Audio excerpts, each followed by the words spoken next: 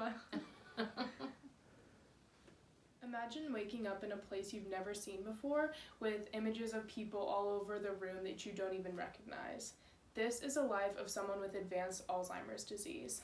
According to the Alzheimer's Association, Alzheimer's disease, which I'll refer to as AD, is a type of dementia that causes problems with memory, thinking, and behavior. The Alzheimer's Association also states that AD affects 5.8 million people in the United States. I'm a caregiver in the memory care facility at a nursing home in San Antonio, and I see firsthand the effects that Alzheimer's has on both the patients living with the disease and their families. I hope to inform you about this disease in order to raise awareness and bring attention to AD, and because it severely affects so many people. I'll first discuss what AD is, and then discuss the ways that it affects the behaviors of those suffering from it. Finally, I'll discuss the ways that it affects the families of a loved one who has AD. So first, this disease is directly linked to memory loss. Alzheimer's is the most common cause of dementia, characterized by memory loss and other cognitive losses that affect daily life. So let's start with the basics. AD is a progressive disease, meaning that it worsens over time. Because of this, there's no cure, only treatment for the symptoms. Memory loss is mild in the early stages, but as the disease progresses, more cognitive losses can occur. According to the Alzheimer's Association, the disease affects mostly people ages 65 and older. However, about 200,000 Americans under the age of 65 currently have what we call early onset Alzheimer's. Now, how is one diagnosed with the disease? In Bruno Du Bois et al.'s article, Research Criteria for the Diagnosis of Alzheimer's Disease, in the August issue of the peer-reviewed journal Neurology, it indicates that memory loss is not the only marker for AD anymore. They use MRI imaging and PET scans to diagnose AD. So here is a PET scan of the normal brain, and then here is the one with Alzheimer's. As you can see, this is the activity for the memory centers of the brain, and they're severely decreased in someone with Alzheimer's. Additionally, this is an image of the normal brain, and you can see the thick cerebral cortex and the hippocampus here. This is for information processing, and this one is for memories. And then this is someone with Alzheimer's disease. So you can see it's severely shrunken to show the decrease in memory function.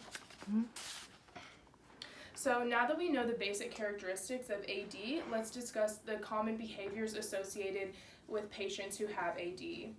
The National Institute on Aging states that Alzheimer's disease is linked to many other medical problems, including falls, fever, dehydration, constipation, and incontinence. All of these issues together severely affect the behaviors of someone with AD. As I've seen in the nursing home, even something as small as a fall can make someone with AD not want to walk or stand up on their own, and it leads to them depending on a wheelchair. While this may seem like a small behavioral change, the less and less active the elderly get, the higher likelihood of having other health issues. The main thing that we look for in the nursing home are bed sores. People with advanced AD disease lose their ability to carry on conversations with people. A lot of them will even try to communicate with noises that are indecipherable. According to the article, the spectrum of behavioral changes in Alzheimer's disease, published in the January issue of Neurology, AD patients have increased apathy, agitation, anxiety, irritability, and even hallucinations. Mega et al. Found that of all of these changes, apathy was found to be the most common behavioral change. Because of memory loss, those with AD also become very confused. They're not familiar with their surroundings, and this can often lead to anger and aggression. It's very frustrating to not know where you are or even remember the small things like what channel your favorite show is on. So this leads them to anger, and sometimes they'll even try to hit us as caregivers. Now that we've discussed the effects of the disease on the patient, let's finally discuss the effects that it has on the family members of that patient. Those who suffer from advanced stages of AD might have greater needs than what their family can handle. Because of this, their family might opt to put them in a long-term care facility because they've shown that they can no longer live on their own. Now, according to seniorliving.org, the national average cost of nursing home care in the United States is over $7,000 a month. Dang. This is an extreme number, and it's a huge source of money for someone that has to bear this burden on their own.